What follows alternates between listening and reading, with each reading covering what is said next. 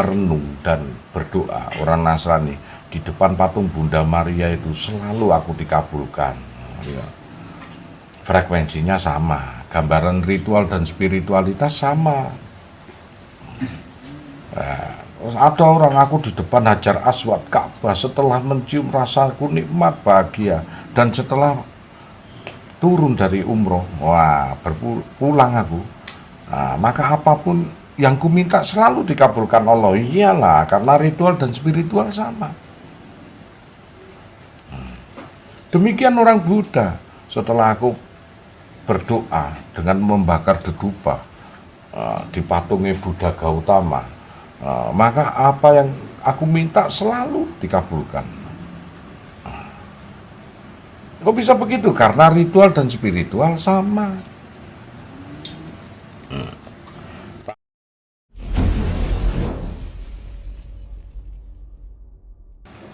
Itulah yang disebut hati-hati sanubari, kulbi kolbun kulbaha.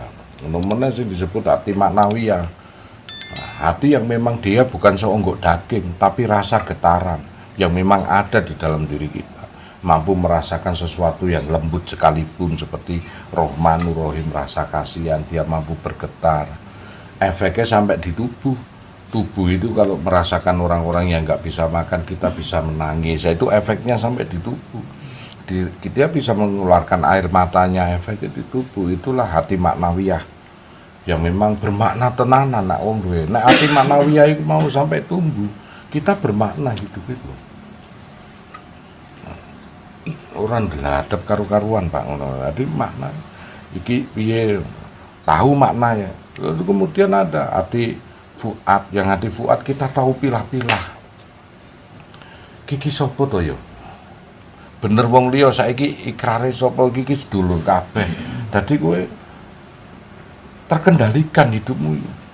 Arep ana masalah sing dhuwur-dhuwur wong kabeh iki sedulur, ha iku ati fuad. Kita iso milah-milah. Nah, bener iki awale wong liya ning koyo wis kaya sedulur, kaya adikku dhewe lah, wis kuwi yang dihadapi. Kalau ati fuad kita sudah ditempeli khoyu, kang gawe urip, mongko diuripi. Maka hal itu akan terjadi hingga tembusnya nang akhlakul karimah nanti. Mengapik ora terus memanfaatkan, tapi nek ati fuate mboten di nyalakno karo Gusti Allah, mboten diuripi. Nah, karena nguripi ati fuat ya kudu ngerti hakikate poso niku wae. Nanti paham ya ati fuat iku. Nah, ati fuat iku kudu iso milah-milah, Pak. Dhek ngerti iki sapa. Sak nafsune awakmu nek kowe iki adikku ngono kuwi wis ngerti ku ati fuad. Moko sing menentukno ati tawajuh karo fuad iku lah sing menentukno swarga neraka ya iku terbukanya tersingkapnya latifah. Latifatul ruhul bi kofi iku semuanya nang ngene fuad. Sir akwa nafsuna tinggal kulu jasad itu semuanya nang fuad. Moko bisa tersingkap semuanya. Nah, hingga kamu bisa milah-milah. Tapi nek iku ketutup kowe rasa milah-milah, hingga kadang-kadang ada seseorang yang menjinai adiknya sendiri, seseorang wis buntu pikirannya apa peteng jarine. Jane ora peteng, dia tetap sadar, cuman hawa nafsune lah dianggap sebagai Tuhannya itu. Nah, itulah manusia-manusia yang mentuhankan hawa nafsunya. Tadi dianggap itu tadi teko petunjuke Gusti Allah lah ngoten. Apa-apa kadang-kadang ngono iku petunjuke Gusti Allah wae iki. Padahal iku orang-orang yang mentuhankan hawa nafsunya nang Quran itu disebut dulu. Itulah mereka-mereka yang menjadikan hawa nafsunya sebagai Tuhannya.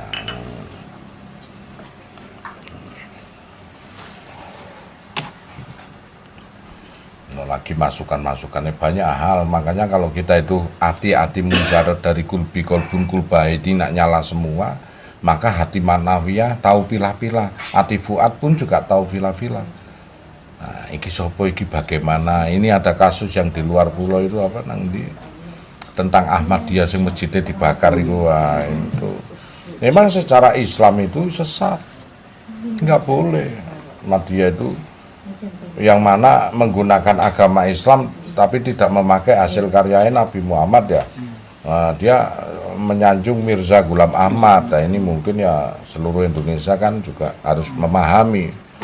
Nah, dia bersyahadat atas nama Mirza Ghulam Ahmad, itu nggak boleh, kecuali dia mendirikan agama Ahmadiyah di luar Islam, monggo. Tetapi juga tidak meluput juga potensi aparat keamanan pun juga dia menjalankan konstitusi undang-undang, baik yang beragama Islam pun yang dipegang tetap undang-undang yang dijalankan. Yo gak salah nak benturan karo aparat. Nah, Indonesia ini berada pada landasan undang-undang. Anak sampai masjid dibakari, pengrusakan juga kriminal. Ya harus ditangkap meskipun Islam sendiri. Makanya diaturlah oleh Rasulullah ini hikmah, kemudian mencari hikmah dulu, terus kemudian maudatul hasanah, contoh-contoh yang terpuji, kemudian mengklarifikasi lewat tabayun, rapat, diambil keputusan. Jadi tengah-tengah.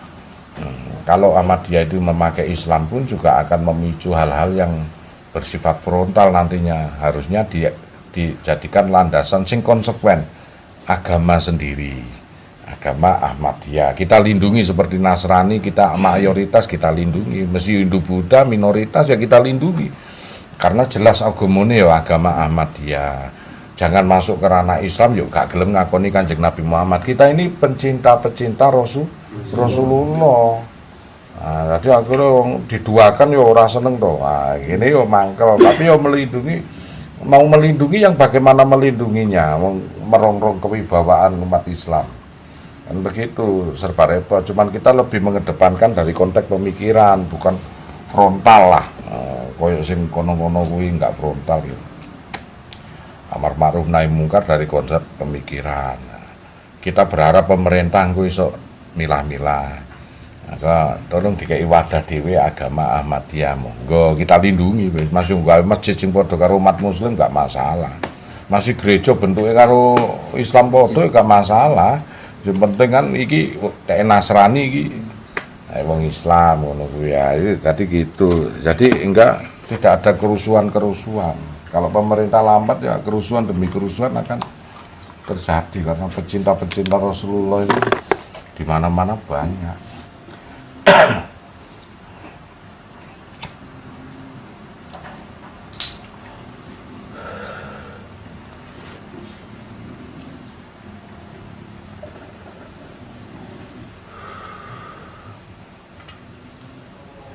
Ya, ngaji satu itu begitu. Makanya ayo yang kita jalankan sekarang ini ngaji ini karena mengenal Allah, ya kita ngaji asma dengan sifatnya dulu.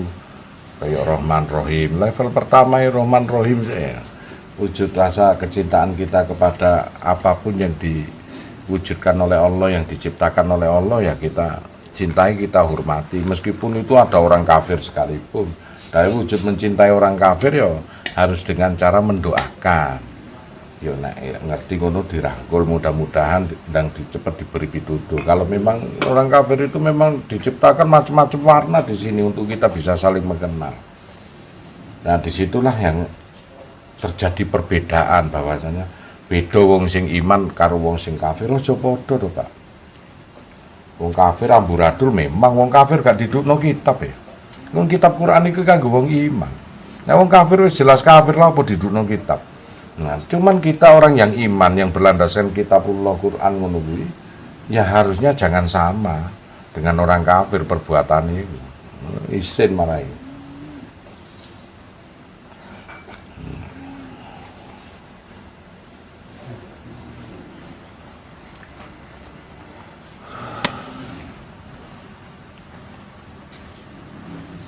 Satu itu, yang kedua yo meskipun apa ya, suatu keyakinan hak pribadi kita masing-masing. Di dalam ranah Islam sendiri sebagai seorang muslim itu juga keyakinannya banyak sekali. Ono muslim sing kejawen, ono muslim sing ortodok betul, ono muslim sing wahabi, ono sing jarine muslim sing abangan, ono muslim sing putihan. Pokoke nak muslim yo gawe putih-putih kabeh yo. Abangan yo orang nganggo pakaian abang-abang ngono kuwi ya. Wis macam-macam lah, muslim itu macam-macam. Setidaknya kita ini ya menghormati lah aliran apapun, yang mana tujuannya itu adalah spiritualitas. Karena gambaran ritualitas seperti Kanjeng Nabi syariat ini kan gambaran ritualitas. Sebetulnya yang dicari manusia ini adalah arah spiritualitas. Apakah ada di dalam dirinya sosok ritual ini? Nah, ada cerita juga. Aku kalau merenung dan berdoa orang Nasrani di depan patung Bunda Maria itu selalu aku dikabulkan. Frekuensinya sama, gambaran ritual dan spiritualitas sama. Ada orang aku di depan Hajar Aswad Ka'bah setelah mencium rasaku nikmat bahagia, dan setelah turun dari umroh, berpulang aku, maka apapun yang ku minta selalu dikabulkan Allah. Iyalah, karena ritual dan spiritual sama. Demikian orang Buddha. Setelah aku berdoa dengan membakar dedupa di patungnya Buddha Gautama, maka apa yang aku minta selalu dikabulkan. Kok bisa begitu? Karena ritual dan spiritual sama. Paham gak Gus ngomong ini? Bisakah kamu nangune ngarep patungi Yesus atau Bunda Maria kamu itu berdoa dikabulkan? Tidak, karena di dalam hati spiritual menolak. Bisakah umat Nasrani ataupun orang Yahudi berada di tengah Ka'bah kemudian dia berdoa di depan Hajar Aswad kabul? Tidak, ambok 1000 kali dia di sana. Karena ritual dan spiritual tidak sama, antara receiver dan receiver nggak sama, tertolak. Nah, yang sebetulnya manusia ini arah ritualnya ada di dunia ini, disiapkan sama Allah ritual kiblatnya. Nah, sebetulnya manusia hidup ini yang dicari apa? Spiritualitas. Nah, power kekuatan batin untuk meyakini ada apa sih aku harus tawaf? Ritualitas. Kenapa saya harus sholat? Spiritualitas. Nah, sholatnya udah tahu Pak, sudah disediakan. Kenapa saya harus puasa? Ritualitas. Nah, spiritualitas mula yang kosong ini. Nah, dan kita mati besok kelak kalau kita hidup di alam akhir, alam barzah, maka alam spiritualitas yang akan kita pijak. Bayangkan kalau spiritualitasmu kosong. Jadi wujud mengenal Allah itu merangkak dulu dari lantai ke-1, lantai ke-2, lantai ke-3, sampai dirimu benar-benar paham atas spiritualitas apa yang kau ritualkan itu. Jadi ritualitas sudah disediakan, yang dirubah adalah sistem spiritualitasmu. Itu sebabnya orang yang berpindah agama disebut murtad, karena sangat sulit sekali merangkak dari bawah. Dia sudah membongkar bangunan yang sudah ada. Spiritual yang dulu sudah ada, dia bongkar, mengawali dari nol untuk spiritual lagi pada agama aliran lain. Sulit. Biasanya ditempuh puluhan tahun pun masih dalam ranah keraguan-raguan. Itulah murtad. Itulah murtad. Maka kalau seorang murtad itu sangat sulit lagi untuk kembali ke jalan yang benar, karena dia sedang membongkar suatu bangunan. Corone biaya nak bangun bangun kuwi dobel. Wis bongkare ku mbakan biaya, iya dong bangune meneh mangan biaya, wis sulit. Bongkar. Enak ngawali dari nol ya, kemudian jadi bangunan rumah timbangane dandani iki mbreteli gak karu-karuan ya. Nah itu sangat sulit sekali. Karena ritualitas selalu ada, tinggal kamu meyakininya, mendownload apa yang ada. Aplikasi-aplikasi yang ada ritualitas ke dalam bentuk diri, yaitu spiritualitas, didownload. Karena kita hidup seperti handphone ini tadi, aplikasi ini terbatas, baik WA nggak ada, YouTube nggak ada, Line juga nggak ada, aplikasi lainnya nggak ada, terbatas yang dia punya itu. Kemudian kita mendownload daripada WA itu, kita mendownload juga YouTube, mendownload video apapun. Nah, yang semestinya bukan milik HP tersebut jadi miliknya, itu didownload dari arah ritualitas provider itu.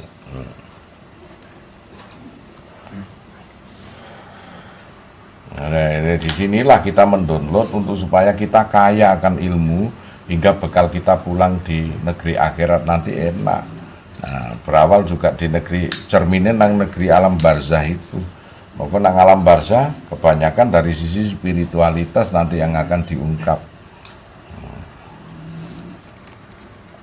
Kenapa memang harus begitu? Kita butuh spiritualitas yang tinggi. Bagaimana kita bisa selamat, kita ini hidup pada zaman sing gak menangi Rasulullah sudah meninggal. Kalau kau tidak menuntut Rasulullah itu di dalam hatimu, bagaimana kamu bisa mewujudkan kecintaan dirimu dengan Rasulullah? Apakah kamu menuntut hanya hukum-hukumnya Rasulullah? Boleh, karena hukum-hukum yang diberikan oleh Rasulullah kepada kita dari risalah Allah lewat sholat, lewat apa itu hukum-hukum yang diberikan Rasulullah. Nah, kita mencintai Rasulullah bisa dari mencintai hukum-hukumnya yang diberikan. Bisa. Ada lagi yang mendownload dari sifat kalam-kalamnya. Al-Quran, apa yang diberikan Rasulullah sebagai amanah mukjizat, kemudian kita yakini, kita baca, bisa. Karena dengan Al-Quran inilah kita cinta Rasulullah. Gak paten kon belajar bahasa Arab nak gak Rasulullah. Karena kita bisa belajar Al-Quran dan bahasa Arab karena Rasulullah memang orang Arab nang kono. Bukan karena orang Arab yang lain kita belajar Al-Quran ini, karena Rasulullah. Nah, wujud kecintaan dari itulah bisa mencapai tingkatan Rasulullah. Atau ada orang yang belajar tentang akhlaknya Rasulullah, maka dia akan berakhlak baik. Kalau dia belajar tentang hukum-hukumnya, wah dia fase akan hukum-hukumnya fikih. Usul fikih sampai fikih. Nah, itu sampai adu fikih, kudu adu agama, adu fikih. Wadi mereka sing dibela itu bukan membela Islam, membela fikih masing-masing. Itu belajar fikih, belajar mencintai Rasulullah dan Allahnya itu lewat hukum-hukum yang ada. Sampai saking kebacute mentuhankan hukum tersebut. Iku ora gelem dijemak kias, wis pokoke iku ya iku letterlek. Hingga perintah jihad ngawur sampai ngebom barang itu mau. Wah, padahal itu butuh dijemak kias dulu sesuai zamane dan kesepakatannya para ulama maupun wali. Nah, dijemak itu kesepakatannya para ulama kias itu disesuaikan Islam pada zamannya. Nah, nek ono perintah jihad membunuh.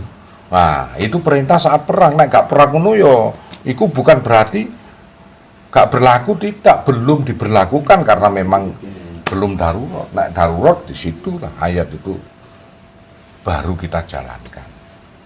Nah, itu keliru, ratus ayat itu kabeh berlaku enggak. Yo berlaku nek pada saat ada kejadian ini ya. Satunya berlaku ada kejadian perang, maka surat Al-Baqarah ayat 190 191 bunuh di mana saja kau temui orang kafir, silakan, itu baru berlaku. Ngentenono nak perang, masuk kon ndonga perang terus wis damai ini ya enak. Nah, maka kalau kita berkasih-kasihan, kita saling menghormati lah, ini pada tahap sekarang ini yang harus kita jalankan.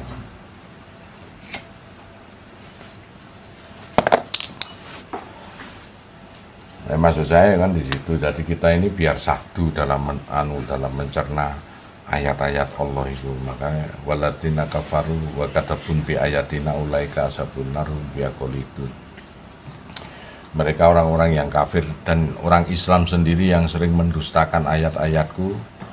Nah, maka dia itu menjadi penghuni neraka. Hum biaqolidun, maka dia kekal di dalamnya. Karena dikandani ayat itu ya tidak hanya cuma diterjemahkan saja, tapi ditafsiri. Jenenge penafsiran ayat itu kadang-kadang yang bermakna dari ayat tersebut punya makna apa yang sesuai dengan ijma' qiyas, kesepakatan para ulama-ulama maupun wali dengan kejadian Al-Quran itu yang sesuai dengan zamannya sekarang ini. Nah, jadi tadabbur landasan itu dipentingkan sekali.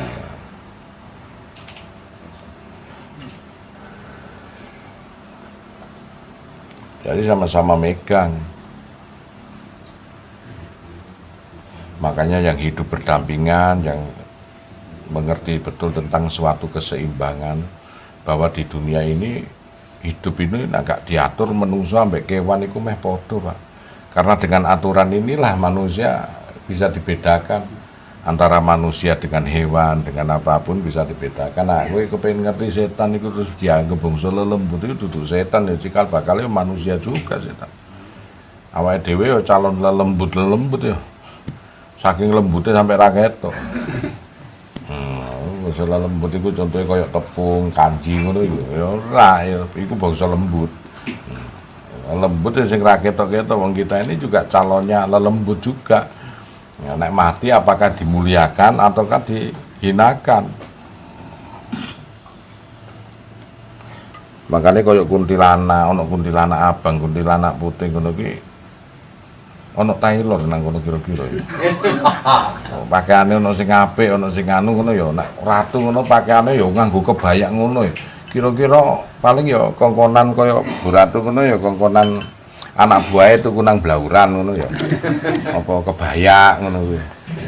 Ora, pakaian yang kamu miliki kelak nek kowe iki diketoki mbahmu ya pakaiane apik apa elek compang-camping dan lain sebagainya, itu hanya bentukan amalan. Amalan manusia. Makanya kalau ndelok nek kowe mimpi yuk ketemu mbahmu pakaiane suwek-suwek ngono, wah iku pertanda bahwasanya njaluk kiriman pakaian. Nek cara mbahmu sing urip lah ngono. Suwek kowe pikiranmu piye? Ha, kirimi pakaian. Nek awakmu pakaiane wis kaya apa nek wong wis mati kuwi. Ya pakaiane nek ngirimi pakaian berarti ngirimi Fatihah, ngirimi apa tahlil kayak Yasin kayak nunjukno. Kadang kita ditunjukkan orang tua ataupun leluhur kita ataupun kakek nenek kita susah gitu, menangis saja. Nah, kemudian nek kowe ndelok mbok teko impen, mbok teko tafakur, apa yang kamu lakukan? Dhek njaluk kiriman sing seger-seger buah-buahan. Moko tolong kirim mono Fatihah karo selawat ben seger. Nah, dikhususno karo sing diketok iku mau kuwi. Ora ana tailor nang kono yo, sing dipakai busana adalah amalane. Gitu. Moko sing naleni pocong ki sapa? Ya pocong terus talenan, padahal nek dikubur kan dibuka pocong itu. Ah, mari ngono muncul meneh talenan. Ayo kaya nali sepatu ngono kuwi to. Nah. Yo awakmu muncul iku jarine wonge kan kokon buka taline ngono. Nah. Wis iku apa mbahmu? Mungkin mbah kula, kadang pocong rupane elek ya. Anak ndelok-ndelok nang wong-wong ngono kan rupane elek. Kok yo ngerti nek iku mbahmu ngono lho, ngarang tok ae kon niku. Lho. Wong rupane wae elek, kadang ndelok sithik kon mlayu iso mitnah mbahmu iku. Lah umpama iya temenan ngono yo kirim mono cah. Wah, aku yakin nek niku mbah kula yo piye kok aja mlayu kirim mono. Ah mlayu gak apa-apa mandeg karo menggeh-menggeh Al-Fatihah. A'udzubillahi minasyaitonir rajim. Bismillahirrahmanirrahim. Alhamdulillah ngono ya.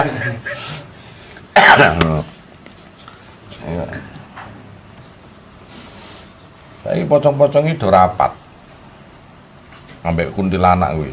Wong-wong ora wedi meneh karo awake dhewe, mergane ana saingane corona. Jarene wong iki kuwi. Ya apik digawe ngono-ngono kuwi apik. Jadi gitu kalau ada melihat begitu, konteks itu memang ada mempertontonkan kita sebagai jemaah kias itu aku keadaannya begini ya. Ayo dipikir umpama berada di suatu tempat itu saudaramu, kemudian terus bajunya sobek-sobek di fitcall kowe, umpama fitcall ngono ya, sobek-sobek apa? Kamu selaku saudara yang kamu lakukan terhadap saudaramu, mengirimlah pakaian dan uang. Iku nek sik urip. Nah wis gak ono ya sing tok kirim Fatihah, Al-Ikhlas, apa sing tok duweni lah. Nek iso buka ayat Al-Qur'an wacanen kabeh nek sampai meniren ya gak apa-apa. Oh, nek kowe cinta kan kudune ngono ya, sayang. Tapi begitu. Orang nang kono nek cerita aku nak cerita karo Ustaz ngono. Ono kuntilanak abang sing dodol kain iku, kain niku tuku kain ngono ketok. Terus jawabane nek wis entuk kain abang ngono kuwi ya. Jahitno ni nang ndi? Jarine Ustaz sithike apa iki? paling ono tukang mati sing tukang jahit Gus biyen. Ha terus mesine singer tukune nang ndi? Ngene, iki nek dilogikakno bareng sing gak iso dilogikakno iku diuber terus ae. Sampai logikane mentok. Ayo, mesine singer nandi yuk benange tukune nandi. Ngene paling yo. Wah, akhirnya gawe nebak-nebak teko pikirane dhewe iki. Mesti di setiap toko benang kono sing ilang Gus. Wah, tambah ditambah-tambahi. Mesti nyolong lelembut ngono. Ya enggak, umpama nak pegawene gawe opo nyolong sak benang iki. Lho. Tak takoni. Lah, terus ono lelembut terus sampai gawe kebaya api yo. Ono filme gak usah ndelok goib ae lah. Filme apa? Buratu Kidul umpama nak iku goib temenan apik to. Apa ijo yo. Kebaya ijo ngono kuwi kira-kira yo ono tailor ngono. Wah, jupun tailor kongkon jahit nang ngono kene. Yo rambuté apik ngono, kapsalone pono. Jarene rambutnya ku wambune wangi, semerbak mewangi ngono. Kira-kira ya Bulgari ya mungkin anu. Oh, minyake ngono ya. Ya kowe ora iso bayangke ra. Pokoke segala sesuatu amalan iku kawujudan teko sifate menungso sing diadopsi dari manusianya itu. Jadi menungso iku ngadopsine gawene ngono wis. Wong nek bakul minyak, Cak, SPG minyak ya. Ketemu lembut kayak wangine ngono iku digathuk-gathukno karo minyake. Iki paling gawe trakar. Ngono ya. Umpama kaya ngono ku ya apik ya ora masalah ning ya rada geblek iku. Ngene lho. Ateges apa? Ya sesuatu yang ketok cantik mesti beraroma wangi. Iku suatu jondo, suatu sifat. Inilah sir kamali ya. Wah, dadi nek sesuatu sing buruk kaya gendruwo ngono kuwi mesti ambune kaya pohong jarine. Lebus iku wis jarine wangine gendruwo jarine ngono. Nah itu sesuai karakter, nak sifat wujud karo sifat wewangian gondo itu mesti sesuai wujud, tercipta dengan sendirinya sesuai amalannya itu. Nah, kono ra ono tailor, wis pokoke dikai apa meneh nang zamane ora-ora maksar sesuk. Hari kebangkitan menungso akhirnya dikai malaikat to. Wah, baju-baju ala ikram iku mau. Kaine tuku nang di pirang miliar wong iku. Nah, apa terus nyolongi kain emang Gusti Allah iku maling celuring ngono aku. Lho, iku mau iku amalan-amalan yang kita bikin itu akhirnya menjadikan landasan pakaian untuk mereka. Makanya ra iso nek wis logika gak iso masuk iku.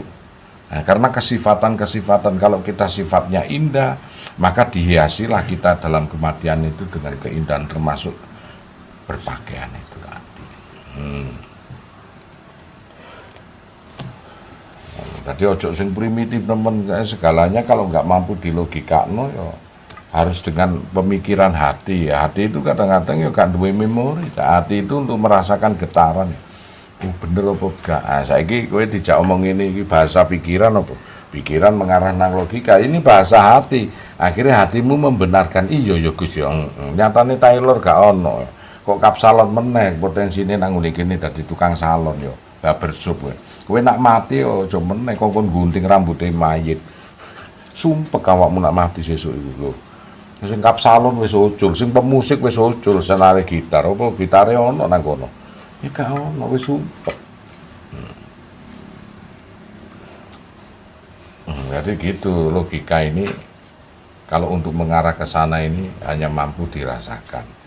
Nah, dalam setiap unten, setiap ulama yang memberikan petua dan fatwa nasihat, maka dijadikan landasan hati untuk merasakan kebenarannya. Oh kirane bener, maka inilah yang terjadi. Oh, kirane kok gak patek cocok, maka kita mencari kecocokan dari kebenaran tersebut sampai menuju titik porosnya nanti.